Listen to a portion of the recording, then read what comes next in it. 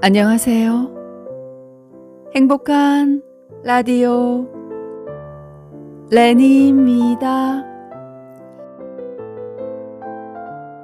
오늘 이야기들도 너무 재밌어서 깔깔대며 녹음했는데요. 한밤에 들으면 잠이 깨는 부작용이 있을 수도 있는데 어떠실지 모르겠습니다.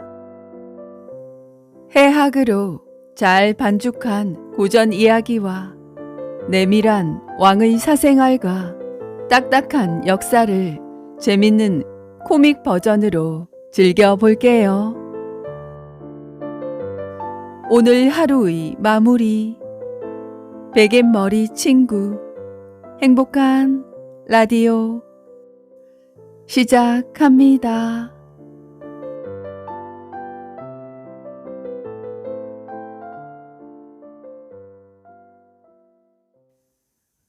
첫 번째 이야기. 그러니 가난할 수밖에. 안성장 하면 팔도에서도 손꼽히는 큰 장터이다. 바로 그 안성장터 부근에 천성이 너무 좋아 천치 취급을 받는 한 농부가 살고 있었다. 장이 열리는 날엔 100여리쯤 떨어진 절에 있는 젊은 중이 나귀를 타고 장을 보러 와서는 이 농부집에서 묵는다. 그러나 말로는 묵는다지만 장거리에서 밥을 사 먹고 마굿간에서 자기가 타고 온 당나귀와 같이 잠을 자는 것이다. 농부의 아내가 몇 번이고 집안에서 자라고 권유했으나 중은 도무지 말을 듣지 않았다. 난 마구간이면 족합니다. 집더미 속에서 자는 것이 좋아서요. 그리고 사실은 나는 당나귀로 예쁜 여자를 만들어서 심심찮게 재미를 본다오. 농부의 아내는 깜짝 놀라서 물었다. 어머나, 그럼 대사님은 여자를 당나귀로 만드실 수도 있으신가요? 암요. 물론 할 수 있고 말고요. 나는 무엇이든지 마음먹은 대로 할 수 있으니까요. 그래서 농부의 아내는 돈 버는 수를 생각해냈다. 그리고 남편에게 말했다.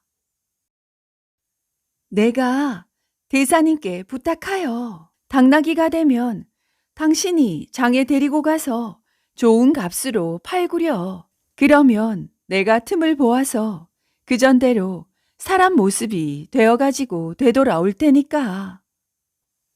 그 듣고 보니 그럴듯하여 서방도 입맛이 당겨 마굿간으로 중을 부르러 갔다. 이윽고 중은 주인집 아내를 홀라당 옷을 벗긴 다음 네 발로 땅바닥을 기게 하고 목덜미를 만지더니 자, 훌륭한 갈기털이 되어라. 다음엔 아래로 내려오더니 오, 튼튼한 심장이 있는 가슴팍이 되어라. 다음은 다리를 부드럽게 여러 번 위아래로 쓰다듬으며 힘있는 다리가 되어라. 하였다. 남편은 얼굴이 울그락 푸르락 귀까지 벌게진 채 인내심을 가지고 지켜보고 있었다. 다음은 팔, 엉덩이 등을 차례로 그리 하였는데 아내가 갑자기 흥분한 목소리로 외쳤다. 아참, 대사님, 꼬리를 잊어버리고 계시네요. 꼬리가 없으면 이상하잖아요. 그렇군. 꼬리를 잊어버렸구나. 좋아. 그럼 이리 하여 주지요.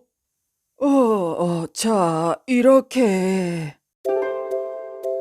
중은 천연덕스럽게 가사자락을 쳐들더니 바지를 내리고 잔뜩 부푼 무언가를 꺼내는 것이 아닌가. 그러자 그 남편이 깜짝 놀라서 손을 내저었다. 대사님, 그건 절대로 안 돼요. 그만두시오. 아무리 못해도.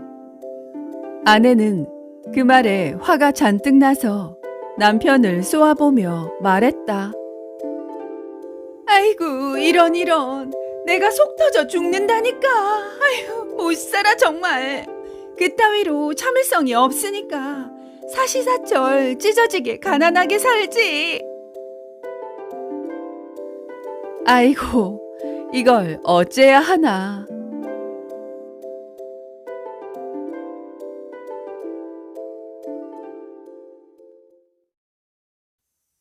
두 번째 이야기. 그 무서운 짐승들. 첩첩 산중의 조그만 암자에서 홀로 수행하는 노스님이 탁발을 하고 돌아가던 길이었다. 길석 바위 아래 강보에 쌓인 어린 아기를 발견했다. 까만 흑당 같은 눈을 반짝이며 방긋 웃어대는 그 핏덩이를 안고서 암자로 돌아왔다. 노스님은 어린 사내 아이에게 사슴젖을 먹이며 정성껏 키웠다. 아이는 자라면서 영특함이 번쩍이기 시작했다. 노스님은 아이에게 진성이라 이름 지어주고 수행 제자로 삼아 큰 스님으로 만들기로 작정을 했다. 5살도 채 안 된 진성은 그를 깨우치더니 불경을 파고들어 노스님이 하나를 가르치면 둘을 깨우쳤다. 공부하는 틈틈이 진성은 숲속에서 토끼나 노루 등 산 짐승들과 놀았다. 이 암자는 동네에서 30리나 떨어진 깊은 심산 유곡에 박혀 있어 동자승 진성은 사람이라고는 노스님밖에 몰랐다. 어느덧 10서너 살이 된 진성의 공부는 노스님을 뛰어넘어 스님을 흐뭇하게 했다. 어느 초여름날 나무를 하러 지게를 지고 도끼를 들고 개울을 따라 내려가던 진성은 눈이 휘둥그레졌다. 태어나 처음 보는 이상한 짐승 셋을 만난 것이다.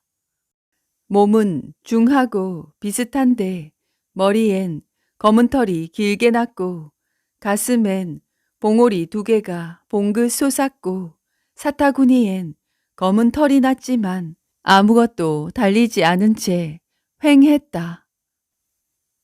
그 이상한 짐승들이 개울에서 멱을 감다가 진성을 보자마자 으악하고 소리를 지르더니 돌멩이를 던지기 시작했다. 아이고, 저것들이 대체 무엇이요? 돌멩이에 난 혹을 달고 암자로 황급히 도망쳐온 진성이 놀라서 노스님에게 고해 바쳤다.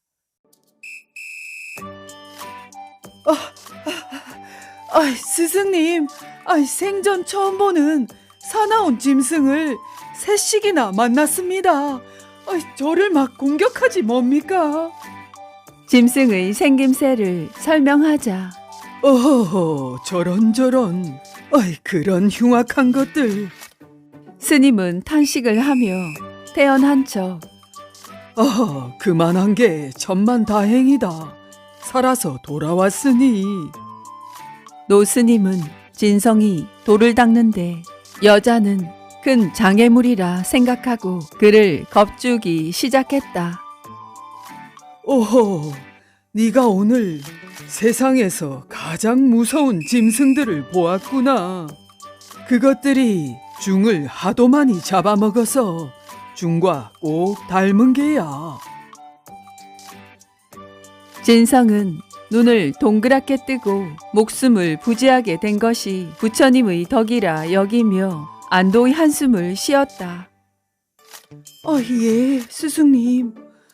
하마터면 그 무시무시한 것들한테 잡아먹힐 뻔했군요.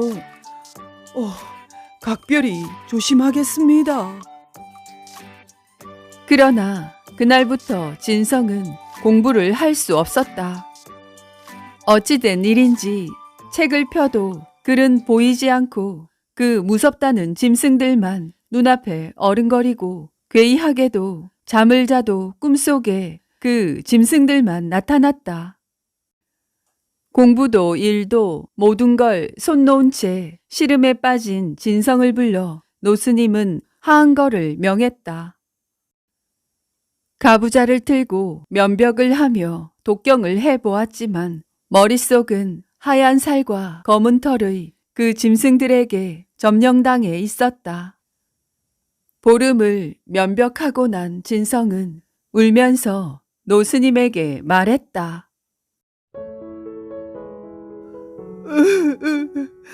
스님, 아무리 생각해도 그 무서운 것들이 도수를 부려 제가 악기가 씌인 듯 합니다. 아무리 독경을 해도 제 머릿속에 그 짐승들만. 나무 관세음보살.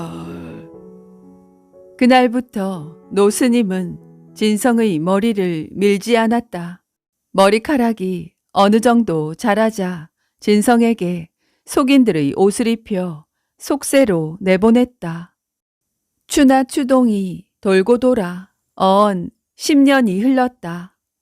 눈이 쏟아지는 어느 겨울날 밤, 세파에 시달린 젊은이가 암자를 찾아왔다.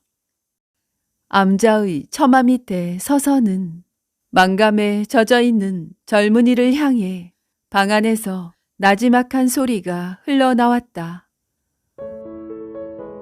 밖에 진성이 왔느냐? 예. 뼈만 앙상하게 남은 노스님이 진성의 머리를 밀었다. 며칠 후 노스님은 입적하고 암자 마당에서 진성이 혼자서 조촐하게 다비식을 올렸다. 연기가 하늘 높이 올랐다. 하하, 진성은 그 악기 같은 무서운 짐승들이 가득 찬 험한 속세를 겪어보고서야 결국엔 안전한 암자로 다시 돌아왔네요.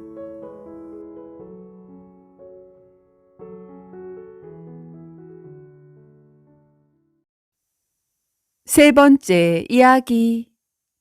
눈뜬 사람을 속인 장님 이야기. 옛날에 눈먼 장님과 눈뜬 사람이 가까이 이웃해서 살았다. 그런데 눈뜬 사람은 성질이 좀 고약했다. 눈이 멀었다고 괄시가 이만저만이 아니었다. 장님 논의 물골을 막아서 자기 논에 물을 대지 않나, 장님 집에 놀러가서 세간살이 하나씩을 들고 가지 않나.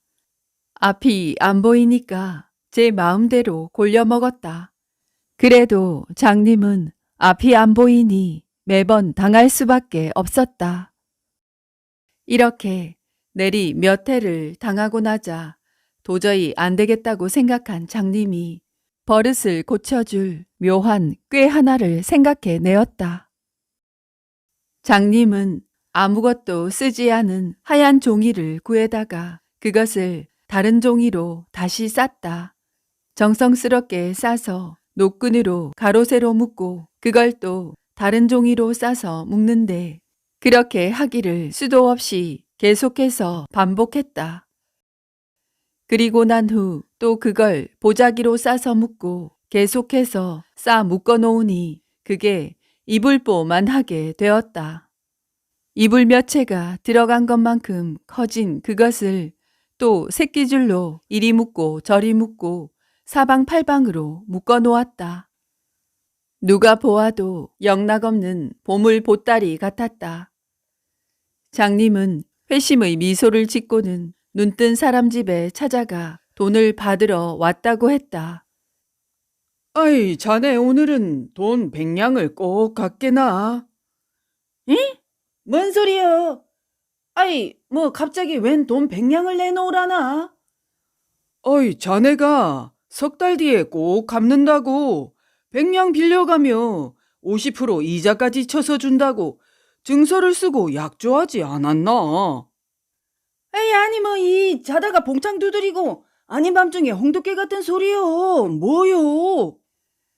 눈뜬 사람은 정말 환장할 노릇이었다. 서로 빌려갔네 아니네 하다가 결국은 송사를 하게 되었다. 고을 원님에게 송사 재판을 받으러 가는 날 장님은 그 종이 한 장 싼 것 이불 보따리만 하게 만든 것을 어깨에 짊어지고 나타났다. 원님 앞에 장님은 눈뜬 사람이 돈 100냥을 빌려 쓰고 이제 와서 못 주겠다고 한다고 일렀다. 그러자 눈뜬 사람이 절대로 그런 일이 없다고 길길이 날뛰거나 말거나 이불 보따리만한 종이 한 장 싼 것을 증서라며 내놓았다. 그래서 원님이 그놈의 보따리를 한나절이 걸려 벗겨내었지만 아무것도 쓰지 않은 백지 한 장만 달랑 나오는 거였다. 허허, 이게 무엇인가? 이건 아무것도 쓰지 않은 백지가 아닌가? 그러자 장님이 땅바닥에 엎어져서 떼굴떼굴 구르며 우는 것이었다. 아이고, 속았구나. 아이, 저 사람이 이 증서를 줄 때 돈 100냥 빌린 거 다 적고 이자까지 쳐서 준다고 도장까지 벌겋게 찍는다고 하였더니 아유, 백지를 줄 줄이야. 아이, 난 이제 망했다. 일이 이렇게 되고 보니 누가 보아도 눈뜬 사람이 장님을 속인 것이었다. 원님의 불호령이 떨어졌다. 네 이놈, 고얀 놈, 어디 속일 데가 없어서 안 못 보는 사람을 속였더냐? 당장 장님에게 돈을 갚되 이자까지 모두 쳐서 150냥을 갚으렸다. 또한 앞으로 2번 다시 불쌍한 사람을 속였다가는 물고를 낼 것이다. 눈뜬 사람은 억울해도 어쩔 도리가 없었다. 게다가 그동안 저질러 놓은 잘못도 있어서 그냥 물러나올 수밖에 없었다. 눈뜬 사람은 생돈 150냥을 물어주게 생겨서 밤잠이 오지 않았다. 그러던 어느 날 장님이 찾아와서 말했다. 그동안 몰래 가져간 내 물건이나 되돌려주고 우리 논에 물고만 가만히 놔둔다면 내 그 빚을 몽땅 탕감해 줌세. 하는 거였다.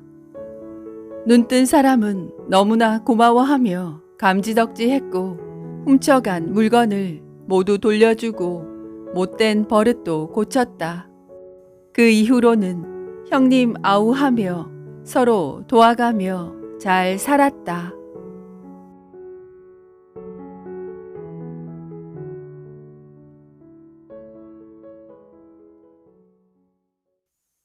네 번째 이야기. 왕이 궁녀와 사랑에 빠질 때.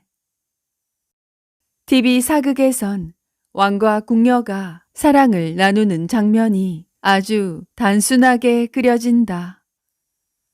TV라는 매체의 속성상 좀 더 자세한 묘사는 어렵겠지만 최고의 지존인 왕과 동침하기 위해 겪어야 하는 복잡한 절차를 들여다보자. 이거 참 온몸이 뻐근한 게 영 개운치가 않네. 전하, 어디 미령하시온데가 급히 어이를 대령하겠사옵니다. 아니, 그런 게 아니라 그냥 기분이 좀... 전하, 일단 몸이 좀 이상하다 싶으면 늦은 것이옵니다. 종합검진 받는다 생각하시고 한번 진맥이라도 받아보시지요. 자식, 설치기는 그런 게 아니라니까. 전하, 그러시면... 이런 된장, 그만큼 신호를 보냈으면 눈치를 채야지. 단도직입적으로 말하면 어디 차만 궁녀 하나 없냐고. 전하, 혹시 눈여겨보신 궁녀라도 그 친방의 박나인이 이쁘장하게 생겼더구만. 왕의 심중을 헤아린 상선은 그 길로 친방의 박나인을 찾아갔다. 박나인, 오늘 전하께서 자네와 심도 깊은 대화를 나누시겠다는데 오늘 밤 시간 좀 낼 수 있어? 아이, 당근이죠. 좋아. 그럼 지금부터 준비해야 하니까 대충 업무 정리하고 나와라. 그리하여 박나인은 상선을 따라 나섰다. 그들이 도착한 곳은 목욕탕이었다. 구석구석 빡빡 밀어. 알았지? 아이, 저 상선어른, 지난주에 목욕했는데. 야, 아침에 밥 먹었다고 점심밥 안 먹냐?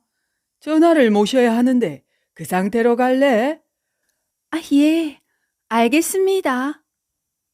박나인은 궁녀들의 도움을 받아 온몸을 구석구석 깨끗이 닦아냈다.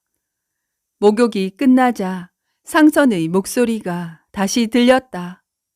목욕이 끝났으면 이제 손톱 발톱을 정리해라. 저 상선어른, 뭐가 이렇게 복잡해요? 그럼 일국의 왕과 하룻밤을 보내는 게 그렇게 쉬운 줄 알았냐? 당장 하라는 대로 하지 못할까? 아이, 죄송합니다. 그런데 정말 궁금해서 그러는데 손톱 발톱은 왜 자르는데요? 혹시라도 임금님의 용 안에 손톱 자국이 날까봐 위험 요소를 애초에 싹 제거하는 거야. 군소리 하지 말고 하라는 대로 해. 손톱과 발톱을 바짝 자른 박나인은 상선에게 검사를 받았다. 이 정도면 되겠군. 자, 이제 다음 단계로 넘어간다. 예? 다음 단계라니요? 전하께서 저녁 강연을 마치고 곧바로 침수 드실 예정이니까 얼른 가서 대기해야지. 아, 예. 둘레방에 도착하자 상선이 대기하고 있던 궁녀들에게 박나인의 옷을 벗기라고 명령했다. 아, 이게 무슨 짓이에요? 혹시라도 네가 전하를 해칠까봐 그러는 거니까 이해해라. 아, 제가 왜 그런 짓을? 어쨌든 이게 궁궐 법도야. 너는 이거 하나만 걸치고 방에 들어가야 해. 이건 수건이잖아요. 그래, 그거 외엔 아무것도 걸쳐서는 안 돼. 이게 다 전하의 신변을 경호하기 위한 거니까 네가 참아라. 그리고 몸 수색도 해야 하니까 잠깐 기다려. 아, 이렇게 홀딱 벗은 상황에서 뭘 더 몸수색을 합니까? 여자 몸에는 숨길 곳이 많아서 말이야. 몸수색이 끝난 박나인은 마지막으로 상선의 당부를 들었다. 거사를 치른 후엔 전하께서 잠드시면 지체하지 말고 몰래 방을 빠져나와야 한다. 그때를 대비해서 네 옷은 방 한쪽에 가져다 놓을 테니까 알았지? 예. 드디어 방으로 들어간 박나인은 한쪽에 가지런히 펴놓은 이불 속으로 미끄러지듯이 들어갔다. 그리고 상선이 가르쳐준 대로 똑바로 누운 뒤 자기 몸 위에 수건을 하나 덮었다. 얼마 후 왕이 헛기침과 함께 방으로 들어왔다.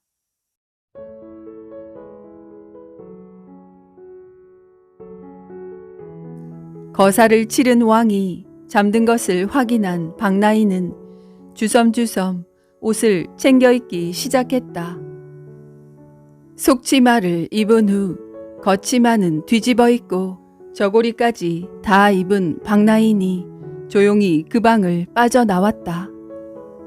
궁녀가 거치마를 뒤집어 입는 것은 내가 어젯밤 승은을 입었다 라고 선포하는 뜻이었다. TV 사극에서 낭만적으로 그려지곤 하는 승은을 입는 과정.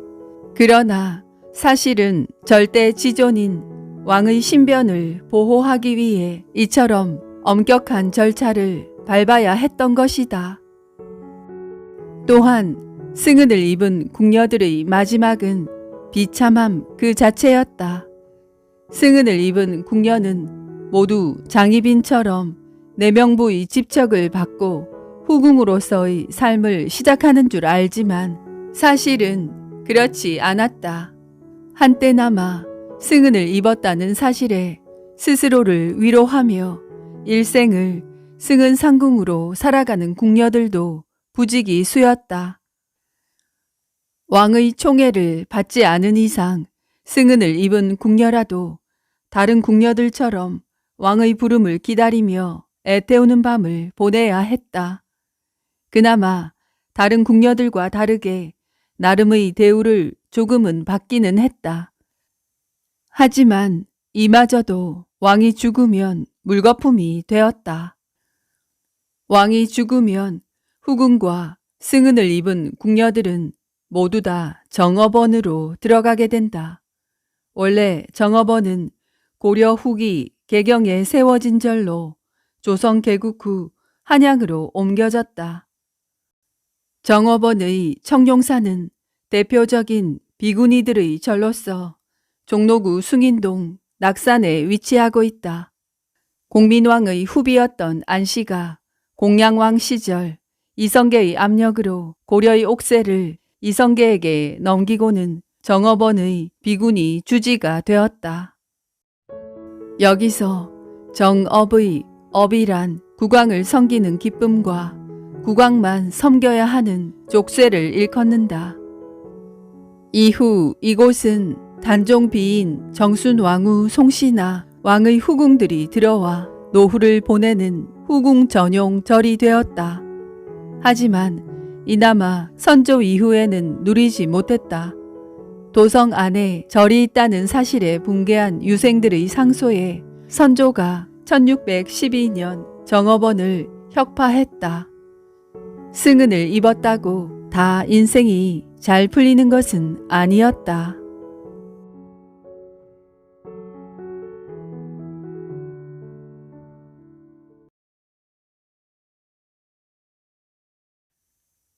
다섯 번째 이야기.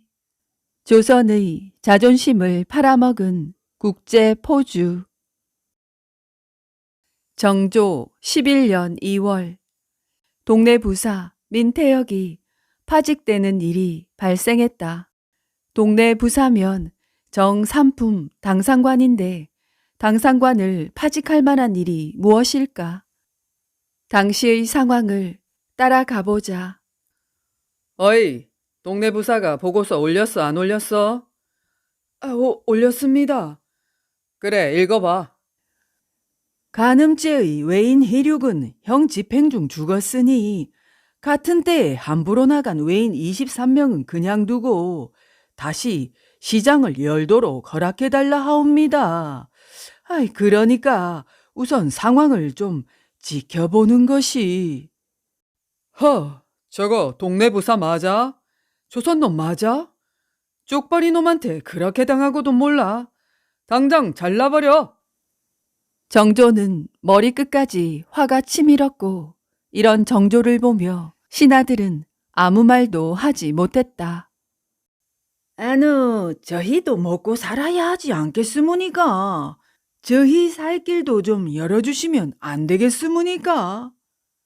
툭하면 조선으로 건너와 노략질을 하는 왜구 때문에 조선은 아주 죽을 맛이었다. 결국 세종 때 이종무를 앞세워 대마도를 정벌하며 기세를 올렸지만 언제까지 강공책으로 갈 수는 없었다. 결국 세종대왕은 부산포와 연포, 내이포 등 3포를 외인에게 개방했다. 너희들 다 좋은데 여기 넘어가면 안 돼. 알았지? 알겠습니다. 괜히 사고 치지 말고 특히 너희들 은근 밝히던데 우리 조선 여자 건드리면 죽는다. 알았어? 알겠습니다. 그런데 긴상, 업소 여자도 안 되무니까? 이것들이 개념을 가출시켰나? 업소 여자는 조선 여자 아니야? 그러는 게 어디 있으무니까? 저희도 사람인데 도망갈 구멍은 만들어 주셔야 하는 거 아니무니까? 우리 피에 외놈 유전자가 끼어드는 거 싫거든. 좋은 말 할 때 얌전히 있어라. 알았지? 그리하여 삼포를 개방하게 되었다. 일단 먹고 살아야 했던 외인들에게 환영할 만한 일이었다. 그러나 사람이 어디 그리 호락호락한가? 당장에 배고파 죽을 지경일 때는 뭐든 하겠다던 놈들도 일단 배부르면 딴 생각을 하는 법.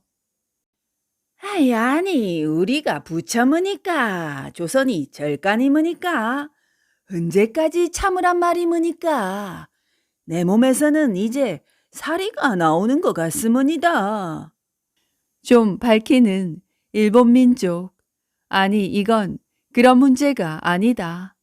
혈기왕성한 젊은 남자들의 욕구를 막아놨으니 폭발하지 않을 수 없었을 것이다. 결국 이들은 과나 모르게 조선 여자들을 탐하는데 이거 안전하무니까? 아저씨, 장사 하루 이틀 해. 걱정하지 마. 보졸들 오면 우리가 신호 보내준다니까. 그리고 이쪽 관할 포졸들하고 우리는 말이야. 알지? 살다 보면 꼭 이런 녀석들이 있다. 나라에서 하지 말라는 것은 대부분 돈벌이와 직결되는 것들이다. 기어이 일본을 상대로 한 매매춘 업주가 등장한다. 그러나 꼬리가 길면 잡히는 법. 사또 외인들이 조선 여자와 동간을 했다 합니다. 뭐라? 강간이야? 아닙니다요. 조선의 포주들이 몰래 여자를 데려와 범월 잠간을 했답니다. 범월 장관이란 조선인이 아닌 다른 나라 사람을 대상으로 한 매춘을 뜻한다. 이런 때려 죽일 놈들 당장 잡아와. 당시 범월 장관은 이를 주선한 포주와 몸을 판 여자를 함께 처벌했는데 삼포의 경우는 여자를 산 외인들까지 처벌하는 게 관례였다. 긴상, 왜 이러시무니까? 너 그제 여자랑 놀았다면서. 그건 합의하에 했던 것이무니다. 돈 다 냈으무니다. 내가 말했지. 조선 여자 건드리지 말라고. 넌 이제 죽었어. 예? 당시 조선 여자와 통간한 외인들에 대한 처벌은 사형이었다. 사사하라상, 살려주시무니다. 전 합의하에 했으무니다. 마다라 태군 어쩔 수 없으문이다. 하면 죽이는 게 이쪽 법이라는데 어찌하무니까. 사사하라상. 조선 여자 잘못 건드렸다가 인생 종친격이었다. 왜 우리 형제를 죽이무니까? 다 합의하에 한 건데. 그리고 꼭 그렇게 나무에 매달아 활로 쏴야 하무니까? 우리가 무슨 죽을 죄를 지었다고 이러는 거무니까? 당시의 외인들에 대한 처벌은 머리채를 노끈에 묶어 나무에 매달고 활로 노끈을 쏴서 떨어뜨리는 것이었다. 좋게 말하면 일벌 100개를 위한 전시 효과고 나쁘게 말하면 가지고 노는 것이었다. 외인들의 분노는 하늘을 찔렀고 이런 불평과 불만에 중종의 행정부가 집권 초부터 강력한 정책을 실행했다. 세금 징수를 강화하고 체류 외인의 인원수를 엄격히 통제했다. 그러나 결국 1510년 삼포 외란이 터졌다. 그 이후에도 범월 장가는 좀처럼 사라지지 않았으니 과연 일본 민족은 밝히는 민족이었을까? 정조 11년 1월 동네 성이 발칵 뒤집히는 일이 벌어졌다. 영감, 큰일 났습니다. 아, 또 왜? 뭔 일인데 그래? 고갑산이란 놈이 여자애를 꼬드겨서 외놈들이랑. 외놈들이랑 뭐? 왜 말을 하다가 끊고 그래? 다 아시잖습니까? 통하였느냐? 네. 조선 왕조 실록에 등장한 국제적 포주 고갑산의 등장이다. 당시 동네 부사였던 민태혁은 사태의 심각성을 파악하고 즉시 고갑산을 취조했다. 그러니까 네가 장이월이 옆집에 살았는데 이 촌년을 꿰어서 외놈들이랑 붙어먹게 했다. 아이고, 붙어먹었다는 표현은 좀 국제적인 유전자 교류라고. 뭐라? 하하, 네가 황우석이냐? 유전자를 교류시키게? 안 되겠어. 일단 패라. 패면 좀 나오겠지? 아이, 영감마님. 아이, 물어보시지도 않고 패다니요. 일단 좀 뭘 물어보셔야. 그래. 별로 묻고 싶은 게 없는데. 조사 결과, 아니 메타작 결과 그동안 고갑산이 벌인 범월 장간 행각이 드러났다. 그러니까 장이월이랑 쪽발이 5명이 붙어먹었다 그거지? 예, 그것밖에 없어? 이월이 말고도 한 4명 됩니다. 네가 애들을 모아서 조직적으로 외관에 침투시켰다 그것이? 애들이 간첩입니까? 침투시키게. 어쨌든 몰래 보냈잖아. 자존심도 없는 이 악질 중에 악질 같은 놈들. 어떻게 조선 여자를 외놈들이랑 붙어먹게 만들어? 아무리 돈이 좋아도 그렇지 말이야. 너 같은 놈은 이 사회의 악이야, 악. 당장 사형시켜야 해. 동네 부사는 고갑산에 대한 취조 결과를 적어 장계를 올렸다. 허허, 이런 간악한 놈을 봤나? 어찌 조선 여인을 외인에게 팔아먹을 수 있단 말인가? 망극하옵니다. 그래, 동네 부사는 뭐라더냐? 포주 고갑산은 차명으로 다스리고 나머지 몸판 여자들도 법대로 처분했으면 한다고. 당장 처형시키라고 하라. 정조는 고갑산의 처형을 윤호함은 물론 몸판 여자들 역시 법대로 처분하라고 명했다. 당시의 분위기는 상당히 살벌했는데 국제 포주 고갑산은 그 길로 효수에 처해졌다. 고갑산의 꿰매 넘어가 몸을 판 5 여인들은 죽지 않을 만큼 맞은 다음 섬으로 유배되었다. 문제는 그 다음이다. 자국민에 대한 처분은 바로 시행했지만 일본인들이 문제였다. 관례에 따르면 조선 여자와 통관한 외인들은 사형이었다.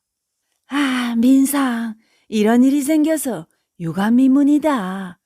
너희 어쩔 거야? 당장 애들 안 보낼 거야?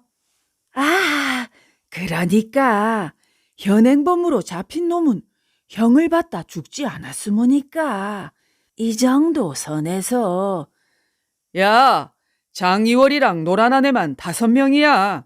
그리고 나머지 여자 4명이랑 노란한 애들은 어쩔 건데? 죄다 죽이실 작정이시모니까. 좋게 말로 할 때 다 내보내. 그놈들은 추방이니까 후딱 내보내. 알았어? 지금 패가 없어서 그러문이다. 조만간 큰 배가 오면 그때. 잔말 말고 확 엎어버리기 전에 다 내보내. 알았어? 동네 부사 민태혁이 강하게 항의했으나 외관 측의 반응은 시큰둥했다. 결국 정조는 폭발하고 말았다. 하하, 이러니까 쪽발이 놈들한테 얕보이는 거야. 얼마나 우습게 보였으면 외놈들이 우리 애들을 건드리겠어. 당장 민태혁을 파직하고 또 총관 이계를 그 자리에 내려보내 외놈들 군기를 확 잡으라 해라. 정조의 분노는 상상 이상이었다. 정삼품 당상관을 그 자리에서 해임하고 조선시대 최고 군 요직인 도총관 자리에 있던 인물을 후임으로 보낼 정도니 그 분노가 어느 정도인지 짐작할 수 있을 것이다. 동네 부사 민태혁에게는 억울한 측면이 없지 않지만 이것이 바로 조선인의 자존심이었다. 아휴, 참, 여자를 판 것이 아니라 조선의 자존심을 팔아먹은 치욕스런 포주, 고갑상 같은 놈이 사형되었다니 속이 후련합니다.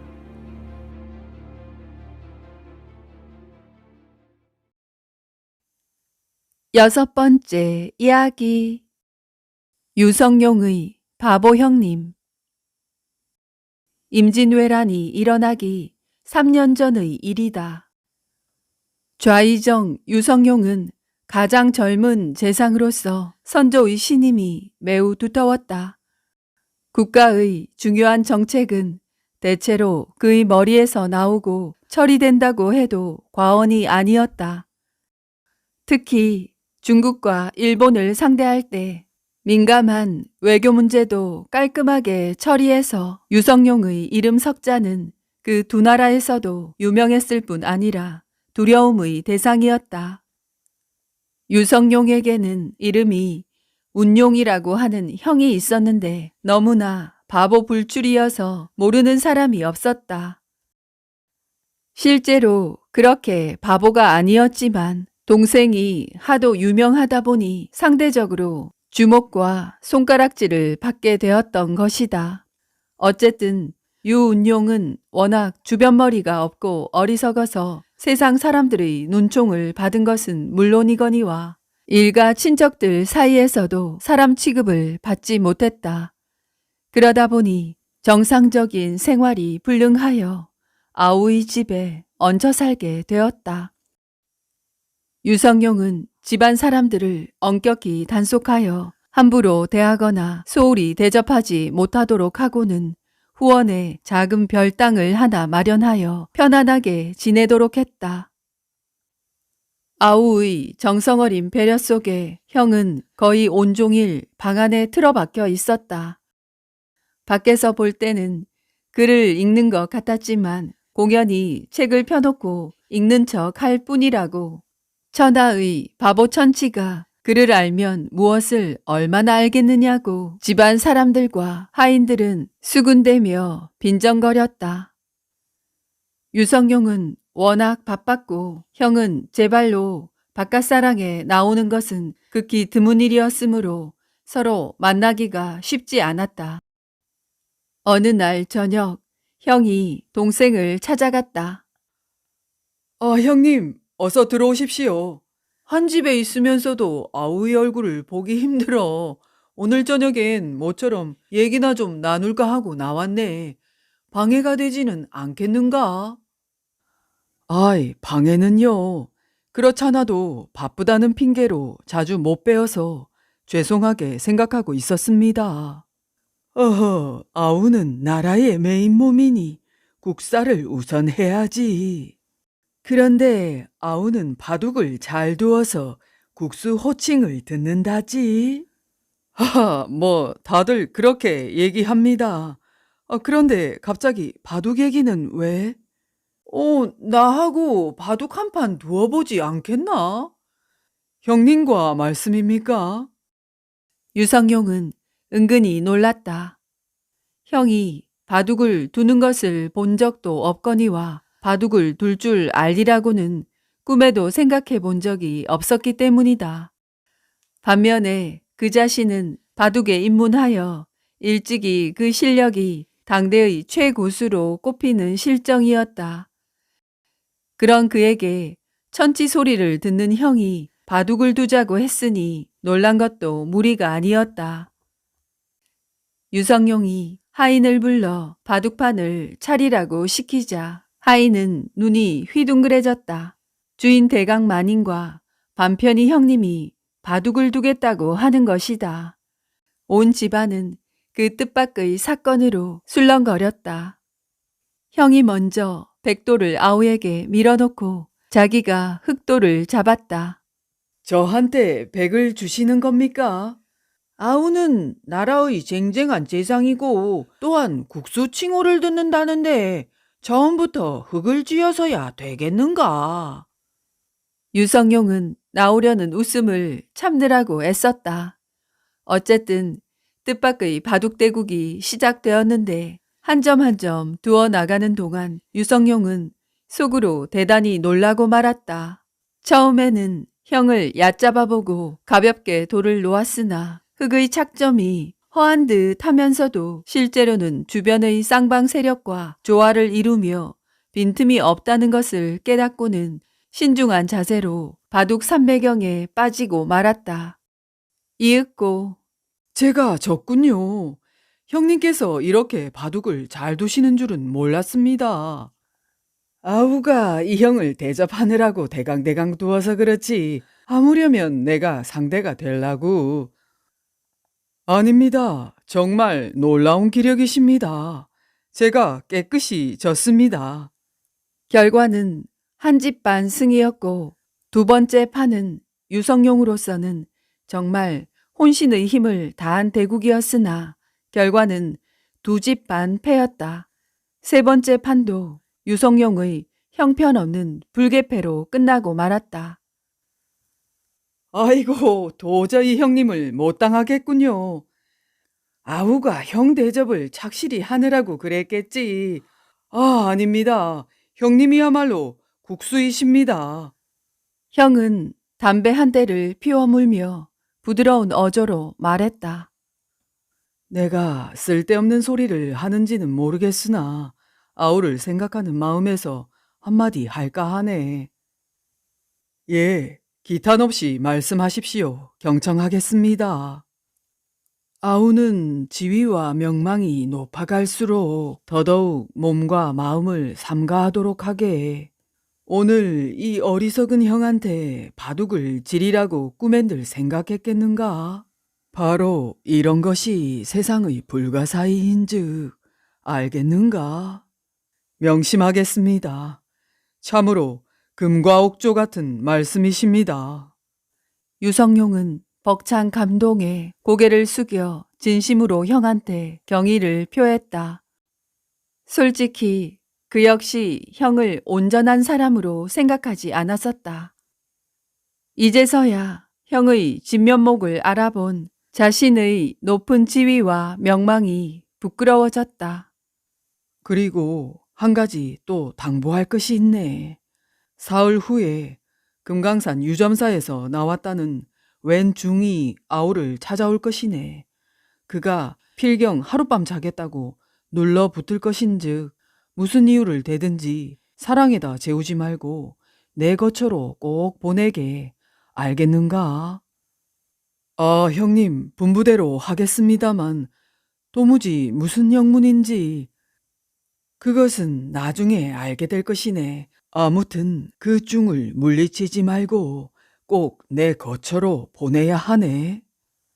아우는 구군을 양어깨에 짊어진 막중한 신분이네. 각별히 몸조심해야 하네. 그리고 사흘 뒤 해가 지고 땅거미가 짙게 깔리자 대문을 두드리는 소리가 들렸다. 먹장삼에 가사를 걸치고 등에는 바랑을 짊어진 체구가 큰 중이 마당에 서 있다가 유성룡을 보고는 허리를 굽혀 합장을 했다. 나무아미타불. 소승은 팔도의 명산대첩을 찾아다니는 중인데 존엄하신 명성을 듣고 흠모해온 유상공 어른을 찾아뵈어 하룻밤 높으신 교훈의 말씀을 얻어들을까 하고 들렀습니다. 아하, 이걸 어쩌나.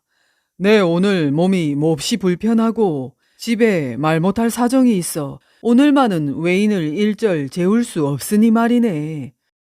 그렇다고 불제자님을 몰인정하게 물리치기도 못하고, 정 못하시면 후원 별채에 계시는 내 가영한테 부탁드리지.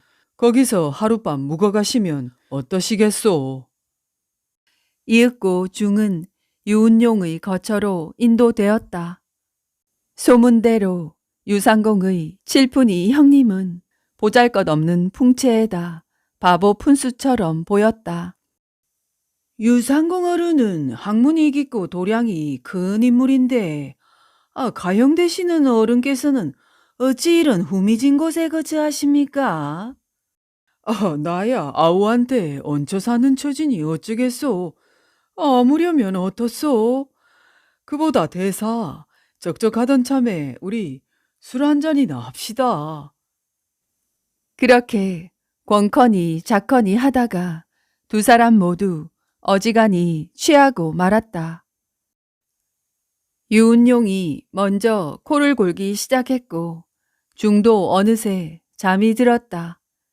얼마나 시간이 흘렀을까. 유운용은 슬며시 일어나 중이 벗어놓은 바랑을 헤쳐보았다. 천으로 칭칭 감은 일본도 한 자루가 들어있었다. 그리고 중의 가슴깨를 풀어 헤쳐보았더니 작은 칼자루가 손에 잡혔다. 그 비수를 뽑음과 동시에 가슴 위에 올라타 호통쳤다. 네 이놈! 니놈이 아무리 날고 긴다 해도 내 눈을 속이지는 못한다. 아유, 어르신네, 도대체 무슨... 유상공이 니놈을 나한테 보낸 것도 니놈이 찾아올 것을 미리 알고 정체도 이미 꿰뚫어 보고서 나한테 적당히 처치하라는 뜻이다. 알겠느냐? 이실직고 하라. 살려주십시오. 머자나 조선을 치려던 도요토미 히데요시는 조선 팔도의 지리를 염탐하는 한편 누구보다 장애가 되고 두려운 존재인 유성룡을 암살하라는 특명을 내린 것이다. 첩자의 실토를 받아낸 유운용은 준엄하게 꾸짖었다. 잘 들어라. 천하의 유상공이 어찌 너희 나라의 그릇된 계획을 꿰뚫어보지 못하고 계시겠느냐.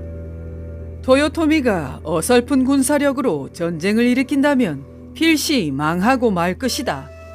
니놈의 목을 당장 따야 하나 살려서 보낼 테니 네 주인에게 아뢰라. 쥐새끼 같은 생각으로 우리 조선을 넘보다 망국의 꼴을 당할 것이라고. 예. 명심하겠습니다. 혼이 반쯤 나간 첩자는 바랑도 팽개친 채 식은땀을 흘리며 허겁지겁 달아나고 말았다. 임진왜란 전 과정을 통하여 전쟁 수행에 누구보다 공이 컸던 유성룡. 그의 눈부신 활약은 어쩌면 천하의 바보로 알려졌던 형의 두뇌에서 나왔을지도 모를 일이다.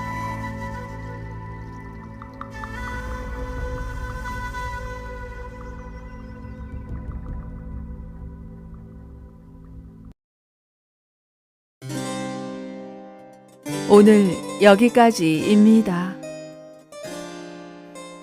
남은 시간도 행복한 시간 되세요. 감사합니다. 레니였습니다.